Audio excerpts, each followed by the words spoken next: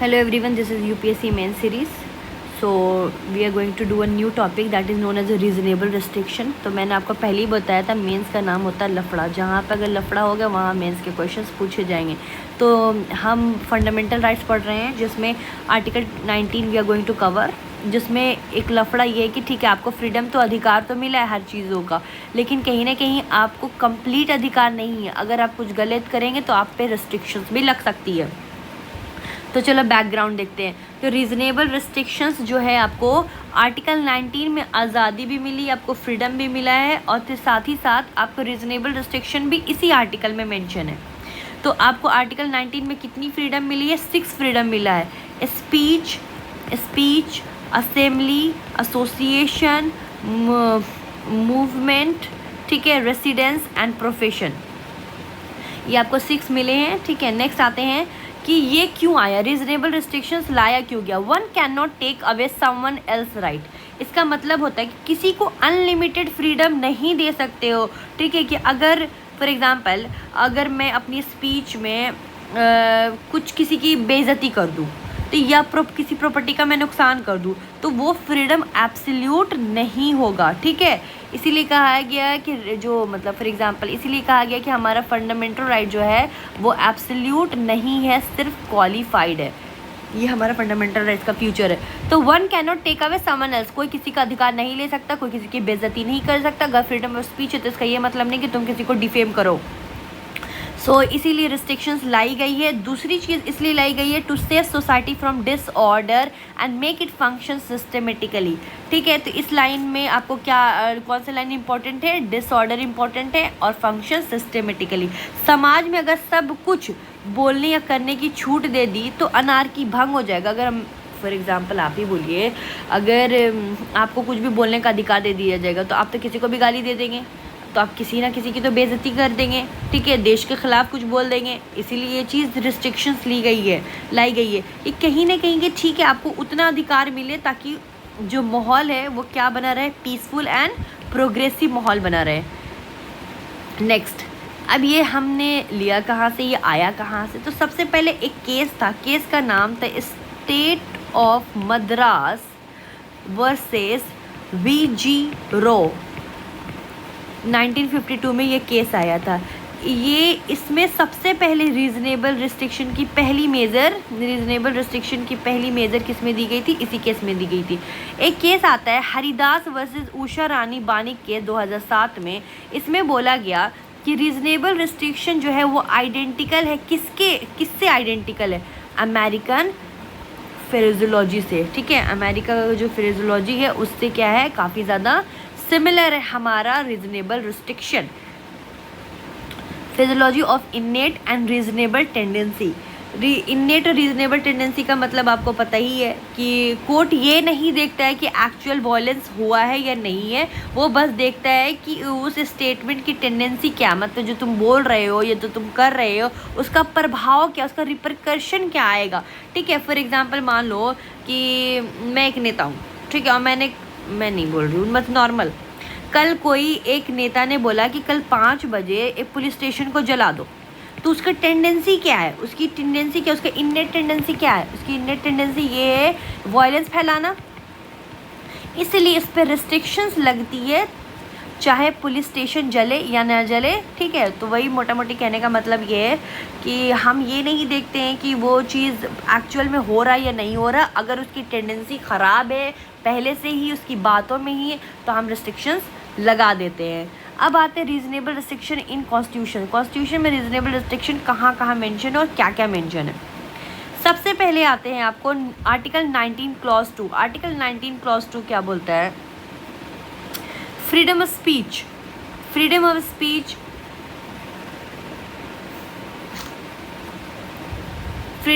तुम्हें बोलने का अधिकार तो है, लेकिन तुम पर रिस्ट्रिक्शन किसकी चीज़ पे लग सकती है? Sovereignty and integrity of India.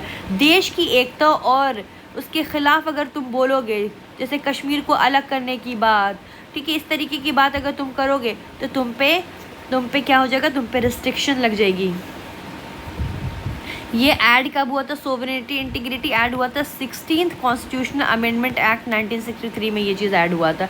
Next आता है सिक्योरिटी ऑफ स्टेट। देश की इंटरनल या एक्सटर्नल सिक्योरिटी में अगर खतरा कोई डाले अपनी बातों से तो उस पर क्या लग जाएगा? रिस्ट्रिक्शन लग जाएगा। जैसे फॉर एग्जाम्पल आर्मी की सीक्रेट मिशन की बात है, अगर तुम्हें दे दिया जाएगा इस तरीके से छूट तो तुम तो आर्मी के सीक्रेट मिशन जो है बाहर तुम बोल दोगे। इसलिए फ्रीडम ऑफ स्पीच ठीक है, बोलने का अधिकार है, बट इतना भी मत बोलो कि तुम्हारे अपने ही देश को नुकसान पहुंच जाए। Friendly state with foreign state, इसमें क्या है कि अगर आपका कोई देश मित्र है, for example Nepal, Bhutan, Israel, कोई भी, ठीक है, और अगर उसके खिलाफ आप बातें कर रहे हैं तो डिप्लोमेटिक रिश्ता हमारा जो है ख़राब हो जाएगा उनसे, इसलिए आप पर रिस्ट्रिक्शंस लग सकती है। Public order, law and order नहीं है। जैसे पब्लिक ऑर्डर मतलब सामाजिक व्यवस्था, अगर ख़राब करने वाली कोई स्पीच बोल रहे हो, जैसे दो कम्युनिटीज़ के बीच में झगड़ा करा रहे हो, अगर मुस्लिम लीडर कोई हिंदू के ख़िलाफ़ बोल रहा है या हिंदू लीडर कोई मुस्लिम के ख़िलाफ़ बोल रहा है और एक ऐसा झगड़ा कराने वाली कोई बात कर रहा है, तो इस तरीके से पब्लिक ऑर्डर ख़राब हो जाएगा, तो उस पर रिस्ट्रिक्शन लग सकती है। ये ऐड किया गया था, पब्लिक ऑर्डर ऐड किया गया था फर्स्ट कॉन्स्टिट्यूशनल अमेंडमेंट एक्ट में 1951 में ऐड किया गया था। कौन सा? फर्स्ट कॉन्स्टिट्यूशनल अमेंडमेंट एक्ट 1951 में। डिसेंसी और मोरालिटी, ठीक है। अब इसमें क्या है कि जैसे कोई कंटेंट हो गया, जैसे पोर्नोग्राफी कंटेंट हो गया या कोई वही बहुत वल्गर बातें हो गई, तो अगर आपने ऐसी सारी चीज़ें की तो उस पर भी आप पे रिस्ट्रिक्शंस लग सकती हैं। ये डिसेंसी और मोरालिटी कौन से आईपीसी के तहत आया है? आईपीसी 292 से 294 ने इसको डिफ़ाइन किया है। किसको? डिसेंसी एंड मोरालिटी को। डिफेम करना, किसी की इज़्ज़त ख़राब करना, अगर आप किसी की इज़्ज़त ख़राब कर रहे हैं किसी इंडिविजुअल या किसी इंस्टीट्यूशन की, तो आप पे रिस्ट्रिक्शन लग जाएगा। ये कौन से आईपीसी? ये आईपीसी 499 से 500 के अंदर इसको मेंशन किया जाता है। ये इसको क्राइम बताता है। अगर किसी ने डिफेम किया है तो आईपीसी 499 500 इसको क्राइम बताता है। नेक्स्ट आता है contempt of court. Contempt of court में कोर्ट की इज्जत या उसके ऑर्डर को वायलेशन करना, जैसे जज को गाली दे देना या पेंडिंग केस पर प्रीजुडाइज कमेंट करना, तो ये यहाँ पे क्या लग जाएगा? कंटेम्प्ट ऑफ कोर्ट लग जाएगा। इंसाइटमेंट ऑफ एन ऑफिस, किसी को क्राइम करने के लिए उभारना, जैसे चोरी या मर्डर करने का आदेश देना, तो उस पर आप पे रिस्ट्रिक्शन लग जाएगा। फिर से मैं समझा रही हूँ आपको। Freedom of speech, freedom of speech मतलब आपको बोलने का अधिकार है, लेकिन बोलने का अधिकार का मतलब ये नहीं है कि आप अपने देश के खिलाफ बोलें, सोवरेनिटी और इंटीग्रिटी ऑफ इंडिया के खिलाफ जाए। ये कब ऐड हुआ? 16 कॉन्स्टिट्यूशनल अमेंडमेंट 1963 में। सिक्योरिटी ऑफ स्टेट, चाहे इंटरनल हो या एक्सटर्नल, आप उसके खिलाफ जाएँ, आप पे रिस्ट्रिक्शन लग जाएगा। फ्रेंडली स्टेट, अगर कोई हमारा देश मित्र है, आप उसके खिलाफ बोलेंगे तो हमारा रिश्ता उससे ख़राब हो सकता है, इसलिए आप पर रिस्ट्रिक्शन लगेगी। पब्लिक ऑर्डर अगर आप ख़राब कर रहे हैं, ठीक है, तो ये आपको पब्लिक ऑर्डर अगर आप ख़राब कर रहे हैं, दो कम्युनिटी को लड़ाने की आप बात कर रहे हैं, तो आप पर रिस्ट्रिक्शन लग जाएगी। ये कब ऐड हुआ था? First constitutional amendment act 1951। Decency and morality, decency and morality कब आया? 292 एंड 294। डिसेंसी एंड मोरालिटी उसमें आई है।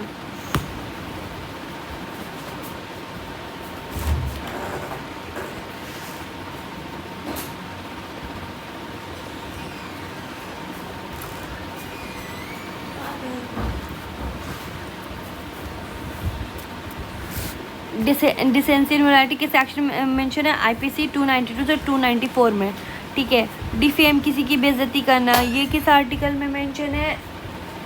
ये आईपीसी 499 तो 500 आईपीसी से क्राइम बोलता है। कंटेम्प्ट ऑफ कोर्ट, अगर आप किसी कोर्ट के खिलाफ किसी जज वगैरह को गाली दे रहे हैं तो। इंसाइटमेंट ऑफ ऑफेंस, अगर आप किसी को प्रेरित कर रहे हैं क्राइम करने के लिए, जैसे चोरी या मर्डर, तो इस पर आप पे रिस्ट्रिक्शंस लग सकती है। आर्टिकल 19 क्लॉज 3, ये क्या देता है आपको? आर्टिकल 19 क्लॉज 3 किसकी बात करता है? फ्रीडम ऑफ असेंबली, आपको असेंबली बनाने का अधिकार है, लेकिन कहीं ना कहीं इस पर रिस्ट्रिक्शंस लगी है। किन चीज़ों पे लगी है? पब्लिक ऑर्डर, पब्लिक ऑर्डर मैंने बताया था, public order first constitutional amendment act 1951 के तहत पब्लिक ऑर्डर लगी है। पब्लिक ऑर्डर में क्या है कि अगर कोई जुलूस निकाल रहा है, ठीक है, जुलूस की इंग्लिश होती है प्रोसेशन, ज़रूरी है कि जो ट्रैफिक या पीस को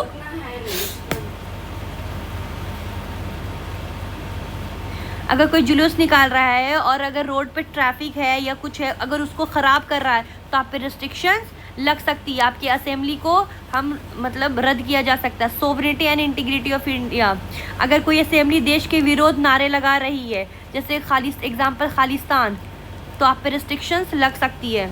आर्टिकल 19 क्लॉज 4 क्या चीज़ की बात करता है? आर्टिकल 19 क्लॉज 4 बात करती है freedom of association and union. इसमें भी रिस्ट्रिक्शन किन चीज़ों पे लग सकती है?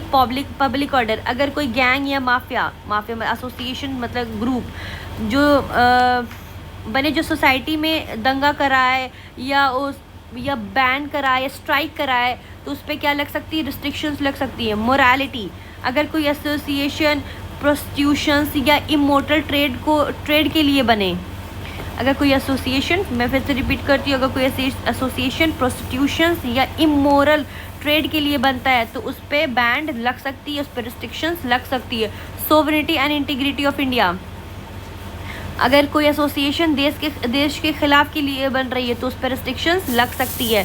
19 क्लॉज 5 क्या बात करता है? फ्रीडम ऑफ मूवमेंट, आपको मूव करने का अधिकार है, लेकिन उस पर रिस्ट्रिक्शन क्या चीज़ पे लग सकती है? General public interest, for example जैसे कर्फ्यू लगाना या किसी एरिया में एंट्री रोकना, ये पब्लिक इंटरेस्ट में किया जाता है, ठीक है। तो अगर ऐसी चीज़ें की जाएगी तो आप पे रिस्ट्रिक्शंस लग सकती है।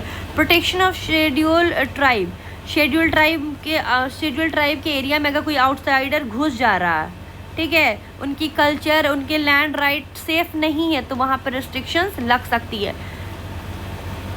तो आप देखिए रीजनेबल रिस्ट्रिक्शन में कहाँ लगा है। 19 क्लॉज 2 फ्रीडम ऑफ स्पीच, मैंने सारे पॉइंट्स आपको समझा दिया कि कहाँ आप रिस्ट्रिक्शन लग सकती है। 19 क्लॉज 3 में मैंने आपको समझाया पब्लिक ऑर्डर, इंटीग्रिटी, ठीक है। 19 क्लॉज 4 एसोसिएशन की बात करते हैं। अगर एसोसिएशन आपकी इरादा एसोसिएशन की ख़राब है, जो पब्लिक ऑर्डर और मोरालिटी और सोवरेनिटी इंटीग्रिटी के खिलाफ जा रहा है, तो रिस्ट्रिक्शन लग सकती है। 19 क्लॉज 5 आपको मूव करने की है, लेकिन इसका मतलब ये नहीं कि आप किसी शेड्यूल ट्राइब के एरिया में घुस के उनका कस्टम्स है उनको बिगाड़े। तो इन सारी चीज़ों पे आप रिस्ट्रिक्शंस लग सकती है। अब क्वेश्चन है कि रिस्ट्रिक्शंस, रीजनेबल रिस्ट्रिक्शन फंडल राइट में नेसेसरी क्यों है, वाई? तो सबसे पहले आप ये देखिए कि आर्टिकल 19 क्या करता है।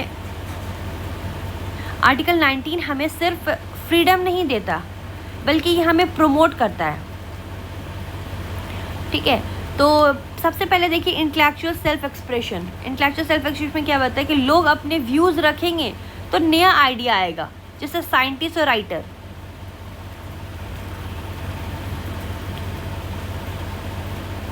ठीक है, तो 19 क्या क्या प्रमोट करता है? 19 जो हमें फ्रीडम नहीं, हमको उसके साथ साथ हमें बहुत सारी आइडियाज़ को भी प्रमोट करने की नज़रिया देता है। तो इंटेलेक्चुअल सेल्फ एक्सप्रेशन, जैसे साइंटिस्ट हो गए, राइटर हो गए, वो अपने आइडियाज़ को प्रमोट करते हैं। सोशल इंटरेक्शन, मीडिया और स्पीच जब सबको एक प्लेटफॉर्म देती है जिससे अलग अलग कम्युनिटीज़ क्या होती है आपस में जुड़ते हैं, तो सोशल इंटरेक्शन। 19 क्या करता है? 19 क्या प्रमोट करता है? सोशल इंटरेक्शन, जिसमें मीडिया हो गया या हम कुछ बोल रहे हैं तो हमें एक प्लेटफॉर्म मिल रहा है जिसमें हम अपने बारे में preserve spirit of community and free movement, preserve spirit of unity and free movement. अगर लोग फ्रीली मूव करें तो ट्रेड बढ़ेगी, इकोनॉमिक प्रॉस्पेरिटी आएगी, तो ये हमें प्रमोट करता है। पर्सनालिटी डेवलपमेंट, फ्रीडम के साथ साथ हमारी जिम्मेदारी है कि अगर हम कहीं ना कहीं कुछ बोलेंगे ये सारी चीज़ें, तो हमें आर्टिकल 19 हमें हमारी पर्सनालिटी डेवलपमेंट में भी हेल्प करता है।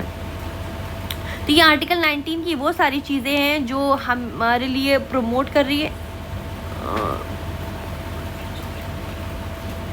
नेक्स्ट आते हैं, लेकिन ये सारी चीज़ें अगर हम इनके अगेंस्ट जाएंगे तो कहीं ना कहीं ये सारी चीज़ें हमारी प्रॉब्लम क्रिएट कर पाएगी। इसलिए आप जो भी मैंने ऊपर की कंटेंट बताया उसमें आप ये मेंशन कर सकते हैं कि यस रीजनेबल रिस्ट्रिक्शन ज़रूरी है, और आप ये सारे जो पॉइंट्स आप उसमें मेंशन कर सकते हैं कि आर्टिकल 19 हमें क्या क्या चीज़ के लिए प्रमोट करती है, हमारा क्या अंदरूनी बेहतर बनाती है, सोशल इंट्रैक्शन बनाती है, हमें प्रिजर्व करती है कि हम एक जगह यूनाइट रहें। फ्री मूवमेंट होने के बावजूद जब होगा तो हमारी इकॉनमी बेहतर होगी, हम ट्रेड कर पाएंगे, हमारे अपने खुद की अंदर की पर्सनैलिटी डेवलपमेंट में हेल्प करती है, सेल्फ एक्सप्रेशन का मौका दे देती है। इसलिए आर्टिकल 19 सही है। नेक्स्ट आते हैं reasonable restriction is amendment and judiciary. अब इसको अच्छे से पढ़ते हैं। सबसे पहले देखते हैं कि कब अमेंडमेंट हुआ और इस पर क्या क्या जजमेंट आई है। Amendment, first constitutional amendment act 1951 added, उसने क्या क्या क्या एडेड हुआ। तो रीजनेबल वर्ड तो सबसे पहले ऐड कब हुआ, फर्स्ट कॉन्स्टिट्यूशनल अमेंडमेंट एक्ट में, ठीक है। और क्या क्या चीज़ें और ऐड हुई, friendly relation with foreign state, अगर आप किसी फॉरेन स्टेट के खिलाफ बोलेंगे तो हमारा डिप्लोमेटिक रिश्ता ख़राब हो जाएगा, इसीलिए ये चीज़ कब ऐड हुआ, रिस्ट्रिक्शंस में 1951 में। पब्लिक ऑर्डर, अगर पब्लिक ऑर्डर ख़राब हुआ, ट्रैफिक बंद हो गई या किसी दो कम्युनिटी में हिंसा हो गया, तो ये सारी चीज़ें जो है वो देश की पीसफुलनेस को हार्म कर सकता है, इसलिए रीजनेबल रिस्ट्रिक्शन इसको भी फर्स्ट कॉन्स्टिट्यूशनल अमेंडमेंट एक्ट में ऐड किया गया। इंसाइटमेंट ऑफ ऑफेंस, आप किसी को प्रेरित कर रहे हैं मर्डर करने के लिए, चोरी करने के लिए, ये भी गलत है, ये भी कब ऐड हुआ, फर्स्ट कॉन्स्टिट्यूशनल अमेंडमेंट एक्ट में, very important. 16 constitutional amendment act 1963 में क्या ऐड हुआ, sovereignty and integrity of India, most important. Next आते हैं सेक्शन 292 एंड 294 आईपीसी किसकी बात करती है, डिसेंसी एंड मोरालिटी, डिफाइन कौन करता है, decency and morality, 292 and 294 IPC. Section 499 and 500 IPC defame को क्राइम बताता है, तो this is very important, prelims as well as mains के लिए ये पार्ट बहुत इंपॉर्टेंट है। नेक्स्ट आते हैं freedom of press and judiciary. Union of India versus association of democratic reform, ये केस कब आया था, ये 2002 में केस आया था। इसमें सुप्रीम कोर्ट ने कहा कि अनइवन डाटा या डिसइंफॉर्मेशन, डिसेप्शन या non information, uniform citizenry make democracy a joke, right to speak freely.